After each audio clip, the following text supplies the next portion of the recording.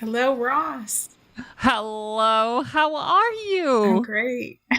I'm so happy to be speaking with you, Susan, because I have been fascinated my entire life about like what's next, you know? And when my friend Nikki Boyer told me that she spoke to you, she was so comforted by your gift. And I was like, if someone tells you they've met the best whatever, you want to meet them. You've got to touch that beauty, that thing that someone else experienced. And my friend could just not stop talking about your talent. So Oh, thank you. thank you so much. It's so touching. I really So appreciate just that. well, thank you. And so let me just start by the beginning. I just want to ask, is there something after this?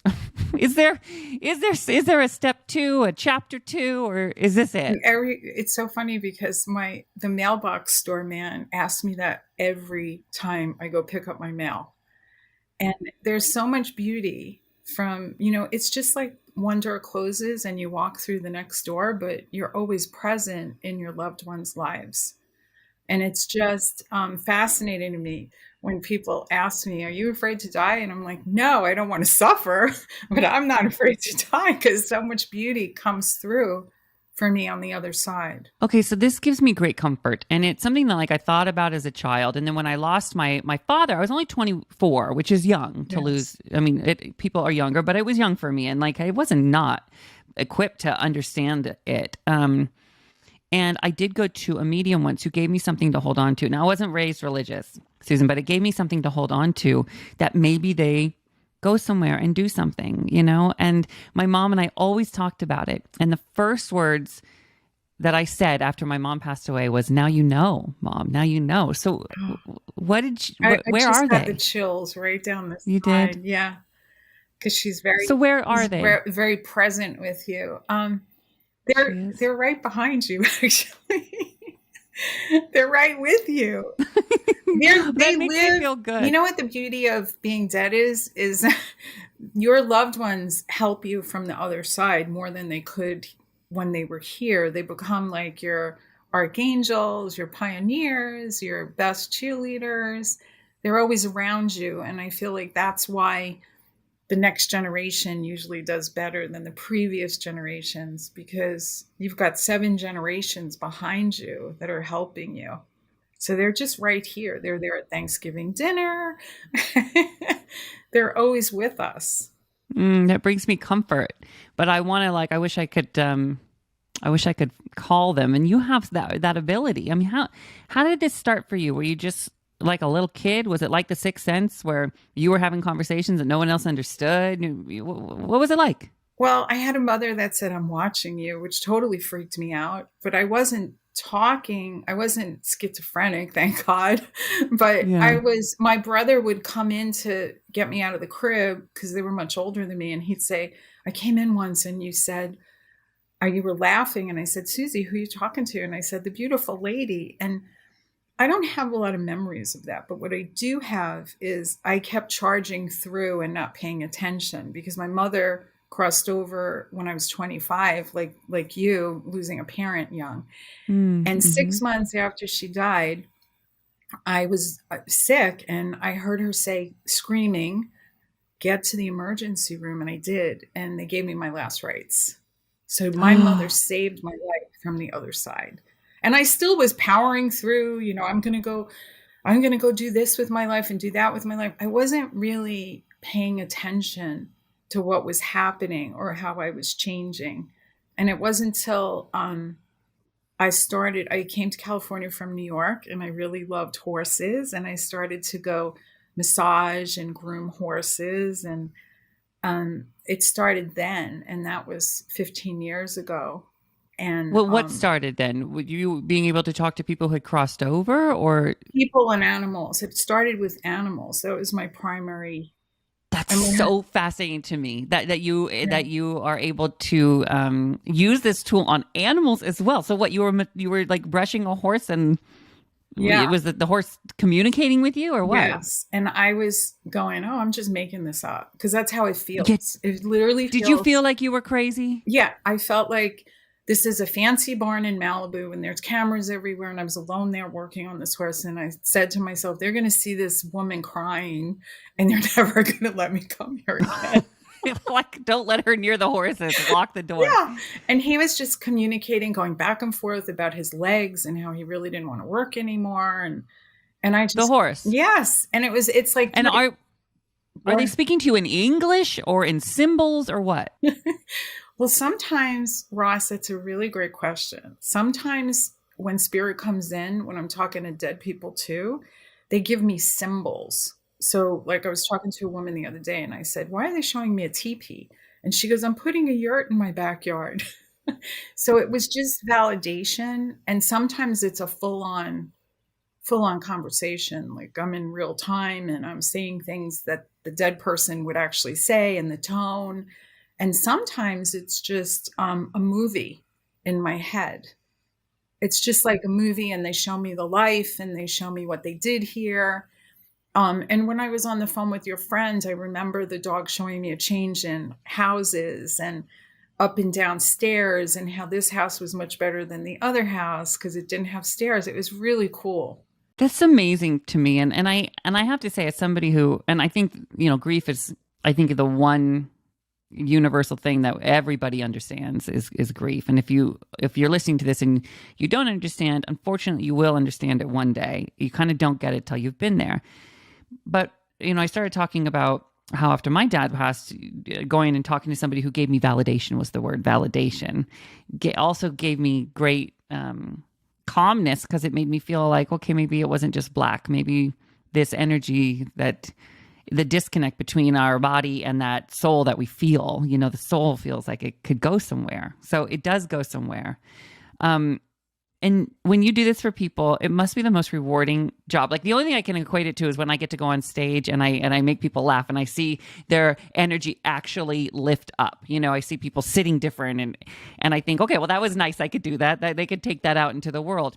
What is it like for you to give people that gift of validity and validation in terms of what we feel after losing someone? This has been the best career choice I've ever made. And it was one of those career choices that you say, well, I'm not going to do it till I'm really ready. And what gave me this huge amount of braveness or inspiration was when my beloved dog passed away. I was hiding behind a different name and doing this on the side and keeping my day job. And when she passed, I had the courage to really go out and use my real name. And because so what was your day job? I was a real estate agent in Los Angeles. Oh my God. So by day, you're like hardcore negotiating, bidding, dealing with escrow. Which is probably why I wasn't the best. I was always sensitive and I'd go in people's houses and their dogs would act very different around me. And people would say, my dog's never done that. Or I would feel energy and then give back listings and say, I can't represent this house. But yes. That you may be the worst realtor of all time. You can't do that. I totally agree. I've given back listings, but I still use my license to buy my own real estate. Like I bought a retreat house to do animal communication workshops. And that's really my love. I think everybody has this ability. And I think if you slow down and you can meditate and, just feel from your heart into the light and things start coming to you. And I've seen amazing things when I teach. I love that. I love that you're teaching now because I think so many of us have that thing where we're like, am I psychic? Because I kind of knew that was going to happen, or you see things or you think things. And I have so many, I have a few very dear friends of mine who are gifted, psychically gifted. And they always say Ross, if you just listen, but I don't know. I think I have intuition, but I really truly think let me ask you a question. Here's what I'm getting to. Okay. I feel a block with my mother specifically. Okay. I feel like when it's this close to home, I don't know that I can feel it. I think I can, I don't know. I think I just want it too bad or something. Are you able to read your own family members? Yes and no. And I stopped going to mediums myself occasionally. I'll hit up a girlfriend that's psychic and say, "Hey, do you think this will happen?" Because I don't trust my own sometimes. So it's like, it's like if you're a surgeon, you're not going to operate on your own child, you know? Oh, ooh, But oh, I do yeah. have my own intuition. I ask for help, and sometimes it comes through in a dream. And what Mm-hmm. I would say for you is, in particular, is you're busy. And before you go to bed at night, just think about her. Think about fun times that you had with your mom. Bring Mm-hmm. those like full force, like if it was Christmas, or bring these memories and have those feelings of genuine love and ask for a message. And it's ironic how sometimes there's some kind of message in a dream. Um, and also, on your day to day, like ask for the guidance and intuition from spirit, from your loved ones before you make a big decision. Or I think you're pretty good. I think you're more intuitive than you even recognize, to be honest with you. Do you think we all are? Yes, I So do. this is what we all should be doing. Anyone that's lost anybody, we should be talking to them, Yeah, or you talk maybe to not even. them. And you know what gets me is like people are grieving and they'll say, just tell them. I go, they're right here. They hear everything that you're saying. And people just Wait, could think do that they I'm the hear us, only. or can they hear us, or do we think it? Do we say it out loud? How do we do it? Okay, let me ask you a question.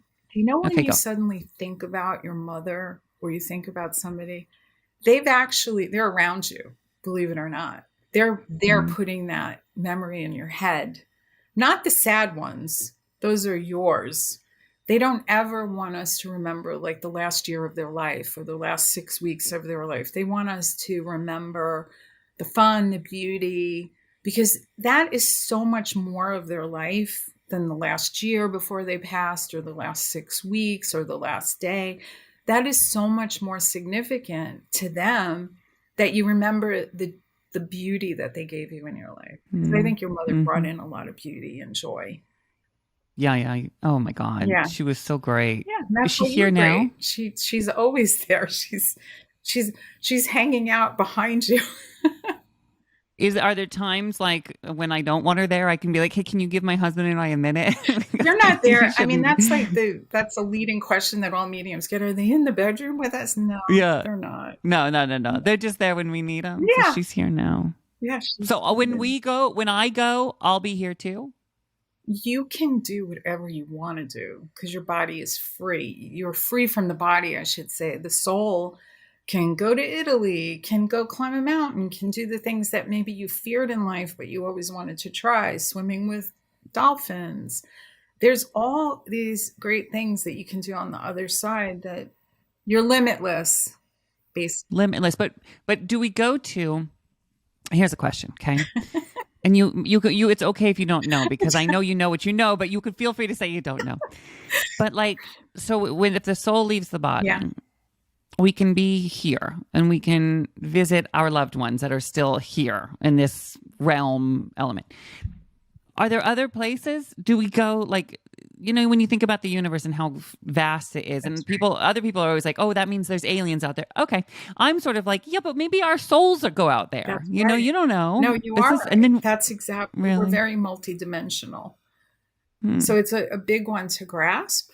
But I've been doing this long enough that I've seen so much in my readings that I realize that we are multidimensional, living different time frames at the same time in different locations. And it's just very broad, and it's I would say, like, if somebody really wants to learn how to do this, start with the basics and get a good meditation practice where you hear your own soul, not the voice of somebody else's meditation, not guiding you through meditation, but just try to sit and bring your thoughts back to the I am. I am love. I am light. I am joy. I am hope. Because you're getting in touch with your own essence. That's kind of how yeah. I'll do that. I've never done that before. Sat and thought what I am. Oh God, there's so many times we just sit and think about what we're not. Isn't that so true? Right? Human condition. I'm not thin enough. I'm not where I want to be. I'm not this. Well, you look We should. amazing, by the way. It took you long enough, Susan, to bring it up. Thank you. Thank you. Just kidding. I know. Can we eat whatever we want after we No. die? Oh yeah, No, in you the can't. afterlife, a lot of people, Yeah. because I love food, and people show me from the other side what they're eating. Last Christmas, I had a woman crack up because I said, "Why is she showing me a fruit pie?" Which to me is like, oh, those fruit pies that my mother would mail order in the 70s. Yeah. Oh, yeah, Oh, yeah, yeah. There's those, what were they? The little fruit yeah, cakes or fruit cakes. something. It wasn't a pie; it was Yeah. a cake, and it was like, oh. And she said, she starts laughing, and I said, because I need the validation. I let them have the moment, and she goes, I can't believe you're mentioning my mother's fruit cakes because we went in the basement. We opened up the refrigerator, the freezer in the basement. It had to be 30 years old, and we ate it, and it still tasted good. Well, oh my So God. that And was they like spent the this next. huge validation that the mother brought in, that she's Mhm. laughing about her fruit pies, her fruit cakes. Yeah, but then it's so funny because then everyone's so shocked that you got it, and you're like, "Yeah, hello, that's what I do. I can do that. I can communicate with people." A couple. I mean, I have so many questions for you. There's this trend on TikTok right now of like, there's all these kids who state that they are reincarnated. Like they'll talk about past lives. Is that a thing? Do our souls inhabit bodies next? Do we come back? Yeah, being raised Catholic from Brooklyn, and Yeah. you don't believe in that, but through the work that I do, I definitely believe in reincarnation now. Definitely. So yes, Really? it's real. Uh-huh. And I do believe the other thing, like it's my belief that we travel in soul families. So your mother, your relatives on the other side will wait for you to cross back over, and you will all reincarnate together as a family, but all different relationships. Really? Yes, Oh, like I'll be dad next time. very possibly. Or Oh my God. a dog can be a human. It's the oldest religion. Buddhism believes that an animal will incarnate as a person at least once in its lifetime, and the lifetime is forever of the soul. Listen, I don't know. What do you? I mean, I'm totally open to it because I really don't know the answer. None of us know. I mean, I guess you're the closest one that knows to like what happens next or how it works. So And I learn something new every day. I am not like you know, stagnant, and I don't like people that say that get out, people, other mediums that say, "Oh, you have to wait a year." Well, if that's true, then I did a reading for a woman, and the husband came in screaming, "Why did it take you so long?" And the woman, mm, I said told the woman that, and she said, I heard that you're supposed to wait a year, and I've been waiting the year. And I was her first medium, and she had waited a year. So everybody mm, has these opinions on how the afterlife works. And I don't like have this set way. It's like I'm learning every day something new. absolutely. And what we think we know about, okay, you be good, you die, and you'll go to heaven, and they'll see everybody, is sort of a it could absolutely be true, but it's sort of like just humans through time trying to explain what they hope happens, and maybe it's that, and maybe it's something completely different, and that I find fascinating. I'm absolutely riveted by that. You said you're not afraid to die. No, no, I'm not. That's great. I mean, that's just great No, for I'm you. not I afraid to no, die. I've seen so much, and it's there's so much beauty. You life is precious, and but this is the hardest planet we could have reincarnated on. Like this is where we really get our karma and learn our lessons, and it's not easy here. This is a very dense place to be. So we learn so much, and a lot of us have gone through great losses and a lot of shifts in money or up and down or moving or needing changes. This is a hard place to be right now, but it's changing and it's morphing, and it's our choice to be here. this is where you earn your karma. Oh, whoa, Or you get rid that's of your big. karma. See, Oh, you get rid of oh. your karma. I wanted to talk to you because I think that people are, by no fault of their own, I think we are all ill-equipped to deal with grief, um, because there's no handbook, nobody walks us through it, and So many times, especially when it's like a parent going, my experience was that like, you take care of them on their way out of here, and you kind of like don't take care of yourself. And then, there's no parent taking care of you. And so it just feels like you have all this sadness and all this confusion and there's nowhere to put it. So to people who are out there and they're thinking about, how am I going to survive this grief of losing somebody close to me? What do you say to them? I think you have to be so like ultra loving to yourself and ultra gentle. And you feel like you're going to die yourself when you're going through the grief process. And you don't die, but a part of you does. Like a part of your heart shuts down.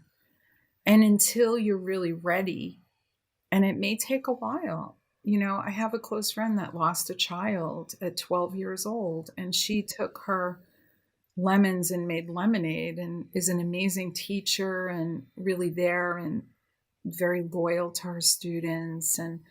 But then there are some parents that take it much harder. And I just say gentle. You'll figure out how to channel that grief and that energy. You'll figure it out. But if you just need to take a pause, and most people are so not grief sensitive or aware, like people will say, if you lose a soul pet, which is like that once in a lifetime animal, just get another dog, it'll help you. Well, that is like the worst thing you can say. Or to a parent, I think it would be really good for you to come out now and, come with us to the Thanksgiving dinner. And, that is a no.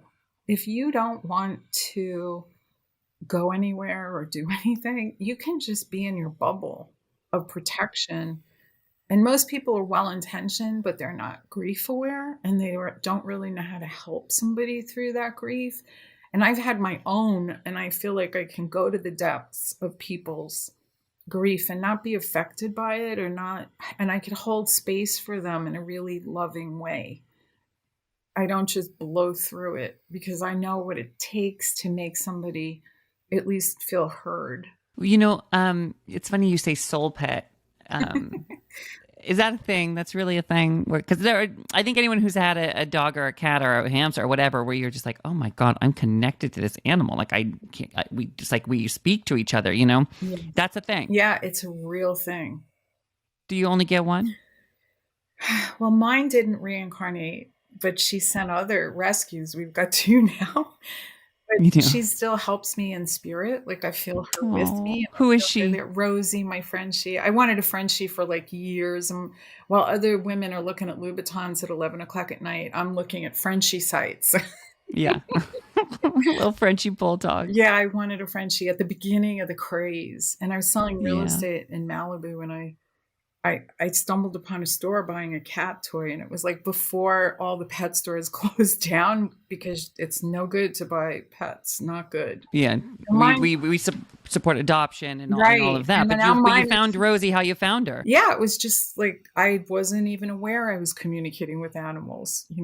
I was so checked out in my day job, and I stumbled upon this dog who changed the course of my life. She helped me remember what I'm here to do through wanting to learn animal communication. I thought it would just be fun, I'll learn animal communication. And then I take this silly class, and it was so ridiculous. I was sitting on an iPad, and the teacher would put out a photo, and all of a sudden I'm journaling like it's a Disney movie, and it's like real things that have happened to her horse.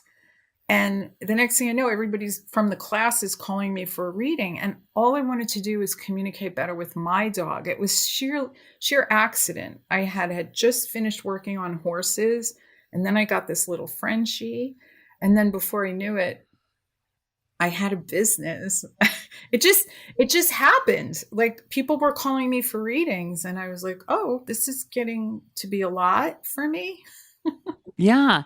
Well, but that's when you just sort of fall into your purpose, what you're supposed to do. I'm curious, when you're at dinner parties and people ask what you do you say I communicate with animals, or do you just like real estate? No, I really tell people what I do when I'm out at dinner parties. If I move to this new neighborhood, I don't really tell people. Some people know, and I go, I don't really want the whole neighborhood to know. They're going to think that weirdo lady that lives in that house.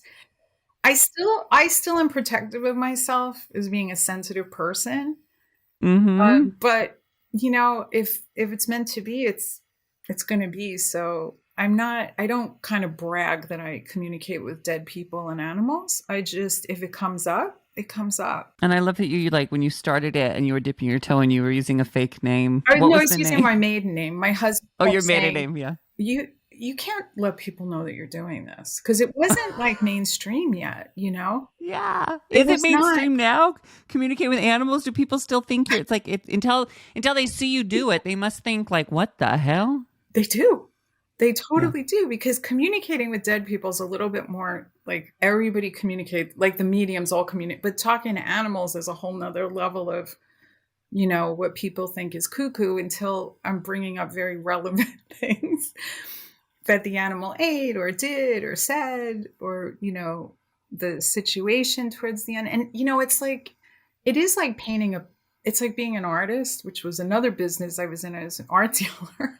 I tried everything just to figure out who I was, and nothing was connecting the dots except this. This is really how I feel my most well doing this work. It's so funny. So many people are like, they end up doing things that, like, oh God, they just hate their job. And I think a lot of people relate to that. But it's so funny that what you end up doing, what ends up bringing you the most happiness, is the thing that you were doing in your crib when you were a little kid. Your brother walked in on you talking to the lady in the corner. And I think about so many of us, if we can think about what we wanted to do when we were little, if you can remember that. It's And actually, I'm sorry to interrupt.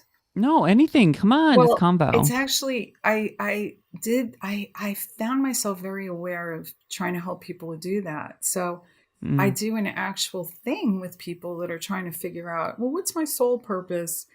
And I've had a lot of success with that. And I basically bring them back, because I have like a little hypnosis degree, but I use like the intuition and the hypnosis to bring them back to a time when they were their most happy. And then we kind of help them. Because I think, find yes, the purpose. because can we're, when you're just, and I found myself doing that for so many years, like doing what I didn't love just to pay my bills and for the money. And I don't tell people quit your day job. I don't. Let's hone this and let's have the joy with this and do it on the side. And I did this on the side for years and years and years. And I didn't have the same name as I did with my real estate. And Mm-hmm. then all of a sudden, when Rosie passed, I was like, if I could get through that, if I could lose my soul pet and work through that, I could do anything. And that's what gave me the strength. So I would say, like, use that grief to push yourself. Like, it's so uncomfortable to get through that grief. Push yourself to be a big, shining light in the world, to really push yourself out there. Well, I think this is really fascinating. I think that, today we address that grief is universal, that at the end of the day, at the very least, we can be confident something happens that we don't know exactly, but something happens. If we've lost somebody, they're somewhere. If we want to, we can communicate with them, whether they're our mom or a soul pet. And that when it's our time, there's nothing to fear, because this is where we're earning our karma. And the next place we go is a beautiful place. That's what I'm gathering from my conversation with you. That's what I'm going to carry through. And that's what I hope our listeners take away from this. That if you're wondering if it's going to be okay, if they're okay, they are, and it is. Celebrate. Celebrate. Oh, well, I celebrate you, Susan Allen. And if you want to book a reading, an animal soul speak or a personal soul speak, you can go to susanallenmedium.com. And I want to thank my friend Nikki Boyer for introducing me to you. You brought her such great peace after the love of her soul pet, Bernadette. So thank you. Thank you so much. Thank you. And we're going to do a reading. You and I, we're going to do one-on-one.